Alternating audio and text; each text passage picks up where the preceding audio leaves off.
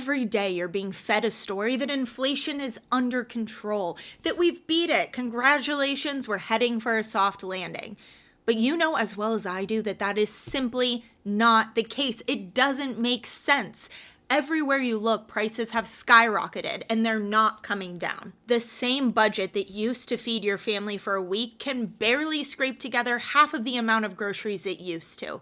Right now, there is a narrative being pushed that's constructed from self-serving government data manipulation, and it could not be further from the reality of what's actually happening. You already know from your wallet that inflation isn't under control. I don't need to tell you that.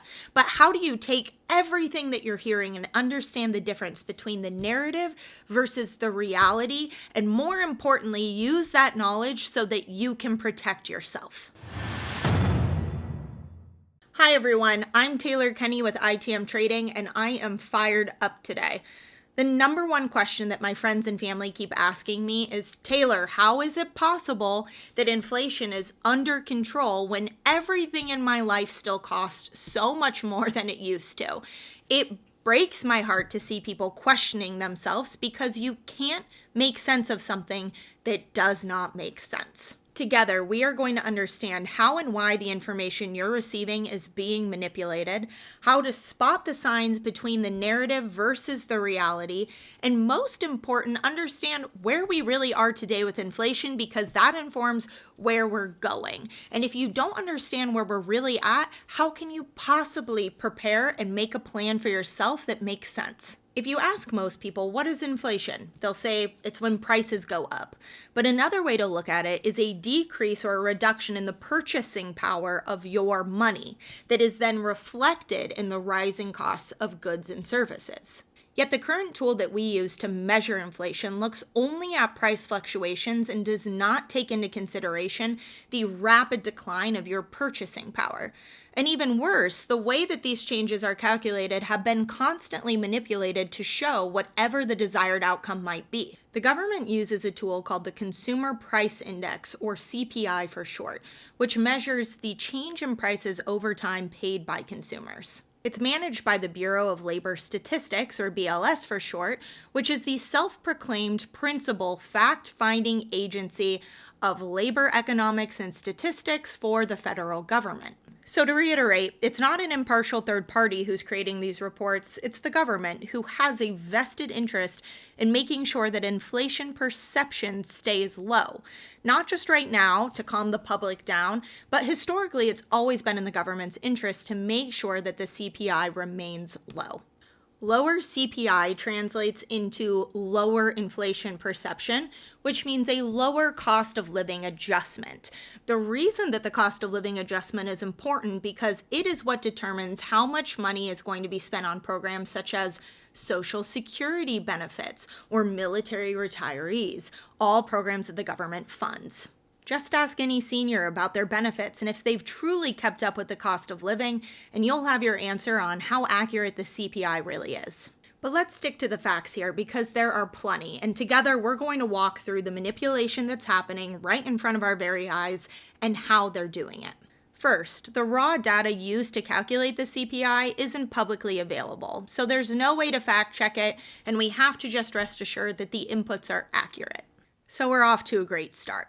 But what really caught my attention in my research is that the government has actually changed the way it calculates inflation through the CPI over 30 times since the 1980s, improving their methods.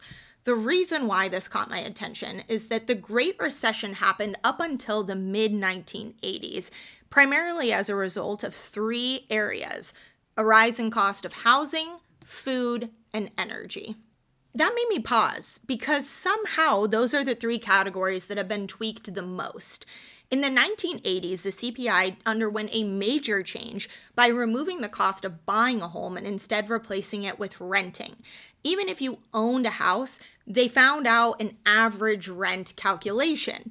Now you can see in this chart that the second that that change was made, there is a significant reduction in the apparent rate of inflation. Now I say apparent because we can see how a tweak like this made a significant change to the way that inflation was calculated. Then I kept seeing the core CPI referenced. The core CPI is the CPI, but conveniently removing volatile food and energy costs. The core CPI is the one that you're going to see most often used on the news. And on top of that, there's a practice of trimming, taking the top 8% and the bottom 8% of price fluctuations and removing them so we can really see the average of what's happening.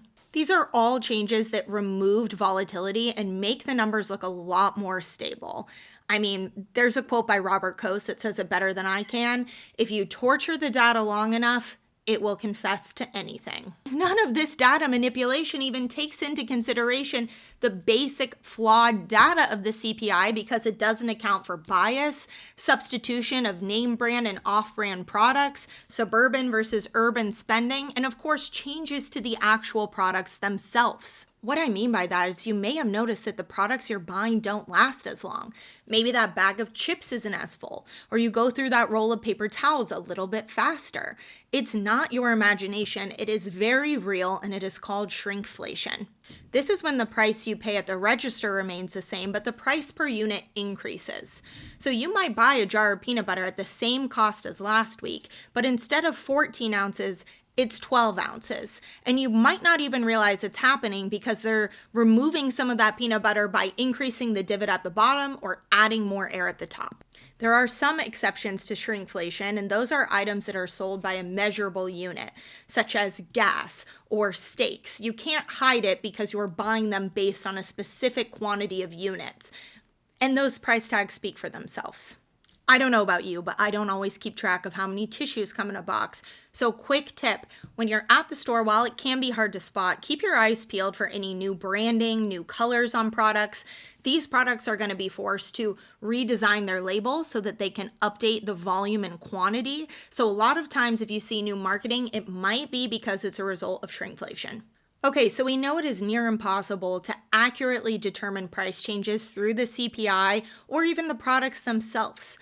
It therefore stands to reason that the only true way to determine inflation isn't through prices at all, but is actually through the value of your dollar. When the government moved off the gold standard and adopted a fiat currency, it began a long run rate of debasement. What I mean by that is that the US dollar's purchasing power is almost non-existent to what it was originally. They can say all day that they've brought inflation down to 3%. Woohoo! We have lost over 15% of our purchasing power in the last 3 years alone. That is the truth. And I hate to be the one to say this, but it means that things could get worse. With a false sense of security that inflation is under control, they will attempt to get us back to normal. And while we know that inflation never truly left, it's only going to come roaring back worse than before. And people will be hurting as a result of this. So the government will have to decide what they do. Print more money to help people? They're going to have to do something. And we know that the tools that they're going to have at their disposal are all tools that directly result in more inflation. Knowing the difference between the narrative and the reality is crucial for your wealth protection and your future. Your US dollars have lost value. Mine have too, but that's why I choose to protect myself with gold, a physical, finite resource that has been true money for thousands of years. We are living through a significant loss of purchasing power that is happening rapidly. I don't know about you, but there has never been a better time to take action because you don't want to be sitting in the same place you are today, with hindsight being 2020.